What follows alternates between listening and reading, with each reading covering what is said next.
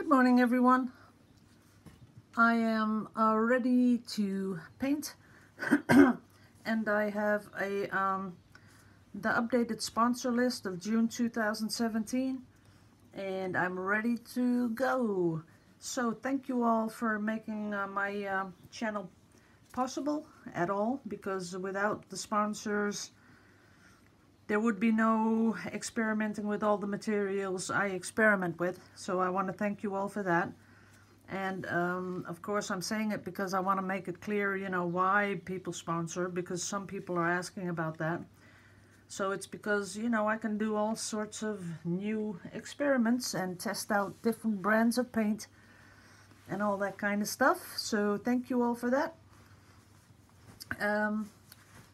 Right now I'd like to do a little wrap-up video. So because I'm getting a lot of questions again, you know, those beginner questions. So I just thought, you know, let's begin. Let's show you all, you know, the basics again. So that's going to happen right now. So first off, the Floetrol. This is my Floetrol. And if you want to know what it does, I would just do Google Ovatrol, this one, Floetrol. Because for me to put that in every single comment under the YouTube videos, you know, it just takes me way too much time to do that. And it's a lot of typing, it's a lot of explaining what Floetrol does. And if you just Google it, Ovatrol, Floetrol, you will get a very, very detailed description of what this stuff does. But do not, you know, mix it up with the pouring medium, because it's not pouring medium. You can use it as such in the recipe that Danny Clark has with the high flow acrylics, or the fluid acrylics from Golden, because they are so highly pigmented. You can use that in this and a little bit of alcohol and you will get a pretty pour. But don't forget, you won't get a lot of cells, because that's not, you know, it's just a different way of pouring. So if you want to know what this is, just Google Ovatrol, Floetrol.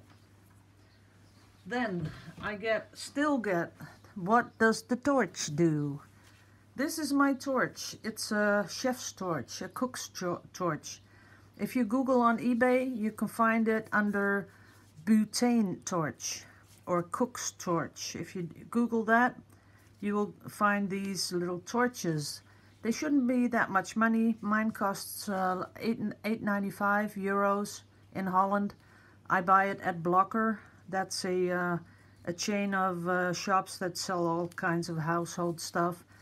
But it shouldn't be more than, like, I don't know, $10, something like that, 12.5. Don't pay too much, because it's not worth it. As you see, it gets all covered in paint, and after a couple of months you have to throw it out and buy a new one. So what it does is warms the paint. You should never burn your paint, but it just warms the paint so the silicone comes to the top and creates the cells. That's all there is to it. Then there was someone that asked me, you know, because they thought I was keeping secrets again. That's getting pretty old, people, because I don't keep secrets. I show everything I use. And some people just want, at the beginning of the video, they want a whole list of stuff that I'm using, but I'm not going to be doing that. First off, every single video, it would take hours more to get ready and upload. I don't have that time. So, you know, I discuss it in my video, and if you don't have time to really watch the whole video, then I think you don't have time to do any artsy stuff either. So I know that sounds harsh, but, you know, when I started to do this stuff, I was reading on internet, I was watching videos, I was, you know, hours and hours and hours of research, and I think that's something that everyone should do, because I'm not the only one that does this. Right now, one more time, I'm going to show you the primary elements, because a lot of people are asking, what is it? Is it paint? No, this is primary elements. You buy it at www.colorart.com. When you're logged into the website, you click on primary elements and you come to a page that has a little of these boxes with a lot of colors in them. But if you look to the left, you see all the colors. You see blues, you see greens, you see yellows. If you click on one of those colors, up pops a whole bunch of colors. And they're all in these little jars. This one is the 30 milliliters. And Leslie also sells them in 10 milliliters. And I promise you that is enough to start off. So if you want a lot of colors, go for the 10 milliliters, because it will, you could make, let me think about it, you could make, I don't know, maybe 10, 20 paintings with a 10 milliliter, because I'm going to show you in a bit how you mix it. So don't be worried. What you do is you buy this, the Vivid Ultra Metallics Multi-Surface Acrylic Paint. This is a clear drying ultra enamel, and this is sold also on Color Art. And it's important that you use this because of the brilliant shine you get. So what I do is I squirt in a little bit of this stuff. As you can see, this is my hand. It's just a little blob, and you don't have to weigh it or measure it. That's about what I put in the little cup. Then I take, see, this is my favorite color. I have made every single painting I've done with this color in it. And as you can see, it's halfway full. So what you do is you take a little stick. I think you can, everyone knows how big a ice popsicle stick is. And this little bit I put in here, and that's it. More is not needed because these are so highly pigmented. So then you stir it in, and as you can see, the whole enamel colors kiwi. Look at that. See how easily it is mixed? Very, very easy. There we go. Look at the beautiful, beautiful color. That is amazing. And I'm not kidding you guys, because you know, I'm not even sure if you can pick it up on the screen, but this is so full of color. Now what I do when I use a pour, I get a little bit of water in a pipette, and I just, a couple of drops, not too much because then it gets too watery, but just a couple of drops to make it just that little bit more fluid, because I'm gonna be putting it in a pour, right? So here we go.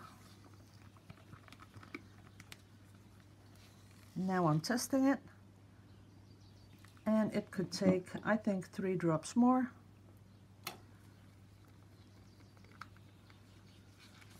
There we go.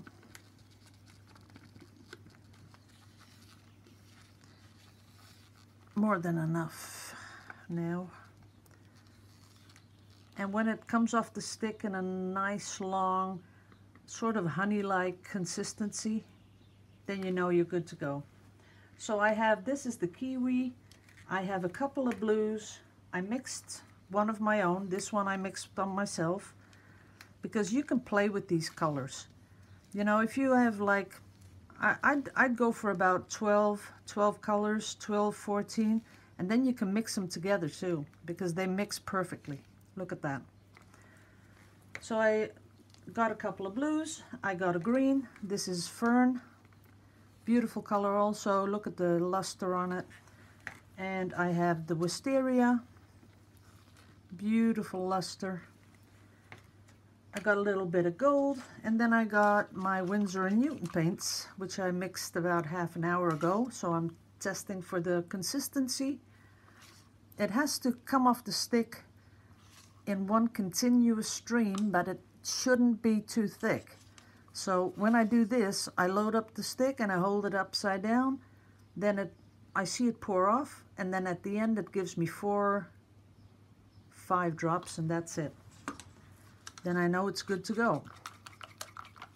This one, same deal. It's running off the stick. 1, 2, 3, 4, 5. That's about it. Checking this one also. This one is a little bit too thick. I can see then, you know, when at the end it doesn't come off in those last couple of drips, but more in chunks. You don't want chunks falling off the stick because that's not good. Now it's good. This one is also a little bit too thick.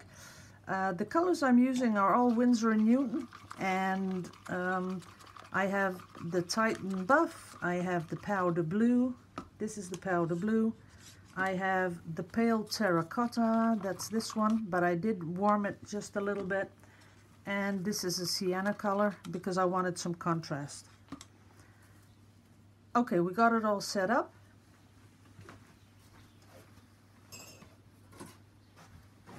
Had to get my coffee because I really need a sip of my coffee. Okay, so yesterday I did some testing on new paint. A lot of comments on the new paint. Offline I did this one. This is kind of pretty, but it's just an experiment.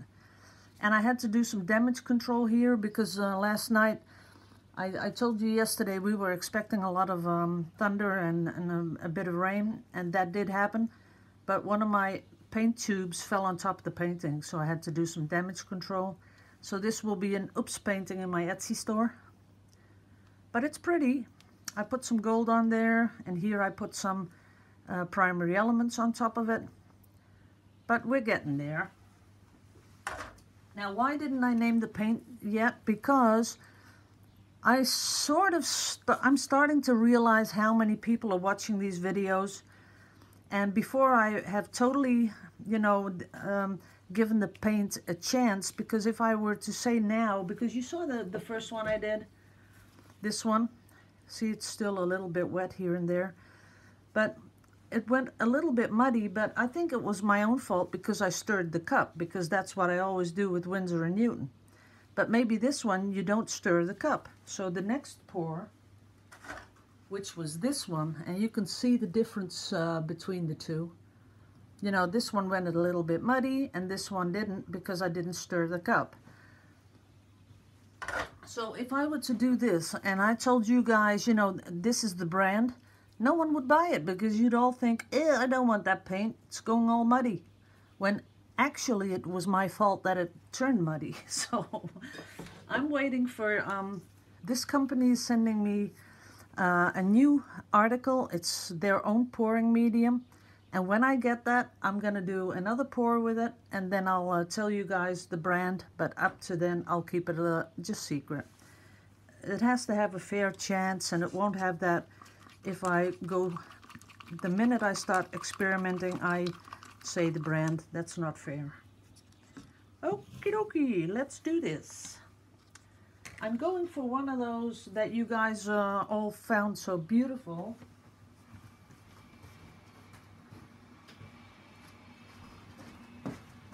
This one. Look at that. Is that beautiful or what? Can you see the metallics coming through? Wow. So I'm going for something like this, just to see if I can replicate it again. So I'm putting all the colors aside, putting my big water jug aside, getting my little canvas, which I already fixed, the push pins in place. I'm going to be putting these little wooden things in so I don't lose them. I didn't put them in tight because you don't want them too tight when you're pouring. You can always tighten them up later when you send it off. Now, we're going to start with we're going to start with nothing because we didn't put any silicone in there yet. So today we're going to, people are asking me what brand of silicone I use. I use every silicone there is on the market because every silicone works. There's not one that doesn't work. If it doesn't work, there's probably no silicone in it. So today we'll do, let's see, we'll do the dimethicone, yeah. So this is the dimethicone, and as you can see, I'm putting in like 3 drops. And I'm not going to be putting any in the primary elements, but only in the paint. and I'm going to give it a quick, just like that, no more than that, because I would like a few nice big cells, so I'm not going to break it up too much. Just give it a quick little stir. That's it.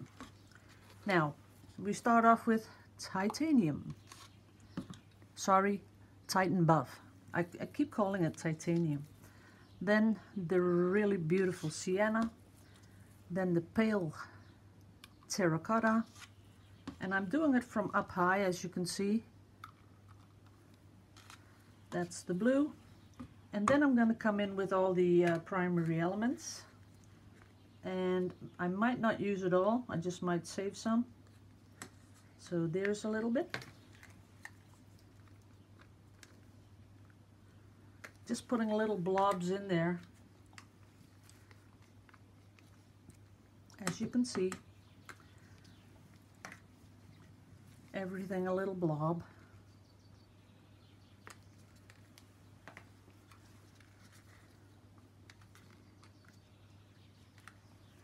And then as last, I'm putting in my purple blob. Then I'm going to cover it up again with a little bit of that titanium and the blue, powder blue, pale terracotta, and for the contrast a little bit of that sienna, and then again come in with the primary elements, a couple of blobs here and there.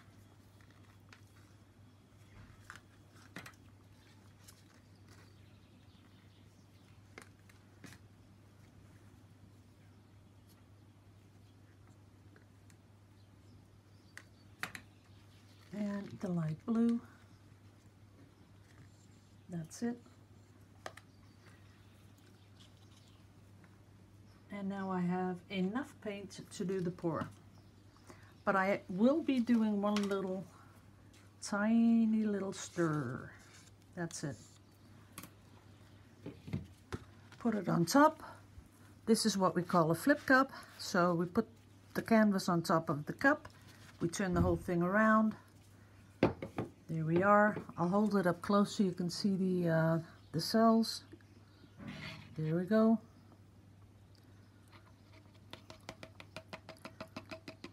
And I'm shaking out the cup because we want some on the corners to make them just a little bit more smooth. There we go. And I will be trying to release some of that color underneath.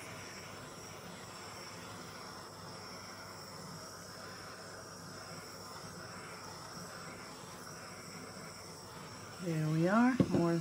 We don't need any more than that.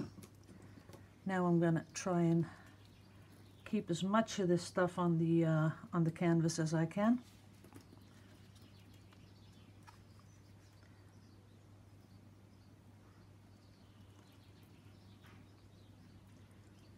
And I really think this the sienna is pretty because it really adds to the pour. Look at that. But now comes the fingers crossed bit, because as you can see up down here, you can see some of that metallic popping through. But other than these, I don't see much. So, oops, a little corner that didn't get covered. Maybe here too, yeah. Gonna turn it around a little, making sure I got the whole canvas covered. And I need my little cloth, if I can find it.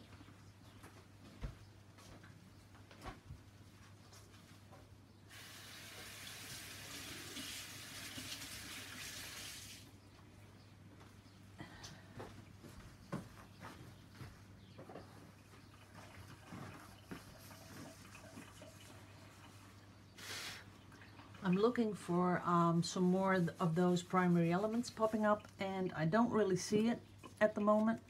So I'm gonna try and give it a little bit more of a chance to come up.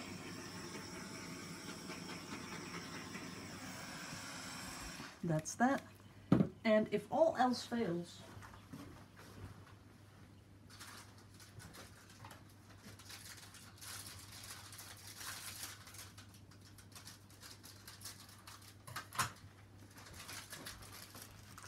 what you can do is get something like a pipette or a syringe, something like that.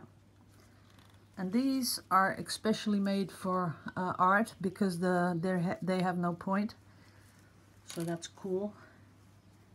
Then what I do is start to do it manually, getting those, because that's the good thing about having some more of this stuff left over. You can just come in with one of these syringes or a pipette, doesn't matter what, and start adding.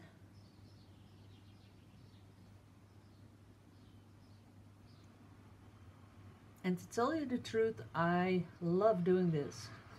I can't help it, I just love it.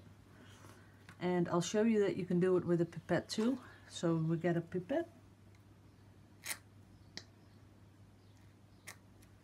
And we suck up some color. And the pipette is a little bit trickier than the syringe because you have to watch out that you don't push too hard, because a lot of that stuff starts pouring out. Then in with another pipette, and we'll get some nice green.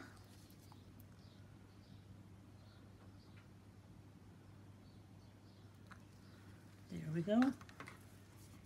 This is one of the pipettes I got from eBay, the lesser quality, but it works. Just give it some time. And now when I put all these colors together, it doesn't look like much right now, I know. Then get another one.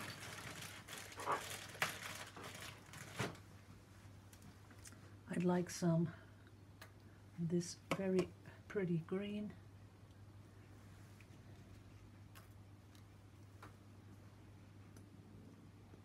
There we go. And maybe a little bit of the gold, because I kept the gold. And the good thing about this is while I'm doing this, you can see how the painting is still moving over here. Then I would get a little palette knife. And because this is all very, very wet, you can work in this for a long time. So what I do is like move it, something like this. There we go. Let it come over the side.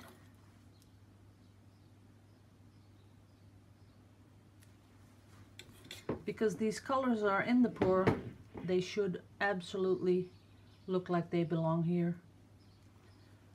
Now, another thing that you can do is if you take a cup and you could put these colors in there, just a couple of little blobs like that.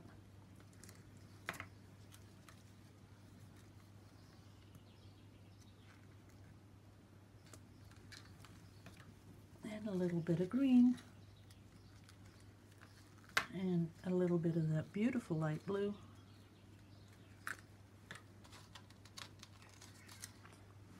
And then just pour it on. Let's see, we can do that here.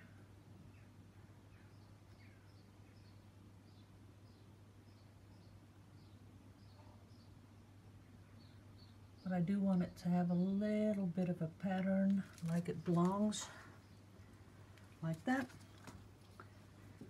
And again, people, I'm just showing you what you can do with these primary elements.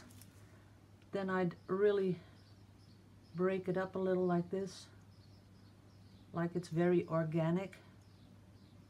You don't want to push down on the canvas, just like that. That's all you want to do. Then another pipette.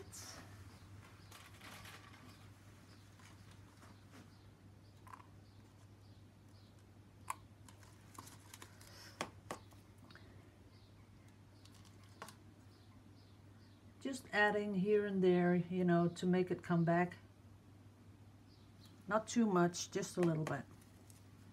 And I know I say a little bit often, but you know, with painting, less is more, and you don't want to overdo it.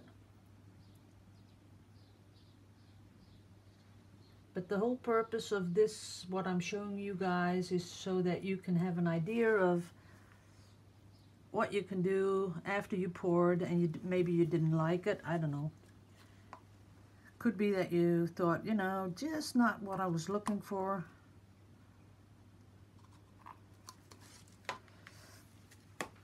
As you can see, it's really getting into each other, this one too. Here it's a little bit more mixed, and as you can see in my pipette, it's just a little bit more mixed, but it still gives the same effect. Some need a little bit more, some a little less. Oops, clean off the palette knife. There you go. So that's about it. When this dries, you will see that you will have a beautiful sheen over it, and these primary elements will still stay really shiny even after you've after it's all dry, and it'll just be perfect. So offline I'm going to do a little bit more because I want to get it all together, but we've been going for a while, so I think I'll just stop the video and do the rest offline. Okay guys, thank you for watching, and the next video will be tomorrow, where I'll maybe do a little bit bigger pour, and then see if I can put in the primary elements first in the flip cup, because when you turn it around then it's on top and it doesn't have as much work to do to get to the surface. Like here it came to the surface all by itself, but maybe it needs a little help. We'll see. So I want to thank you all for watching again, and I hope you guys make some beautiful art in between this video and the next. And of course, never forget, have a lot of fun, because that's the most important bit. So see you all tomorrow. Bye bye.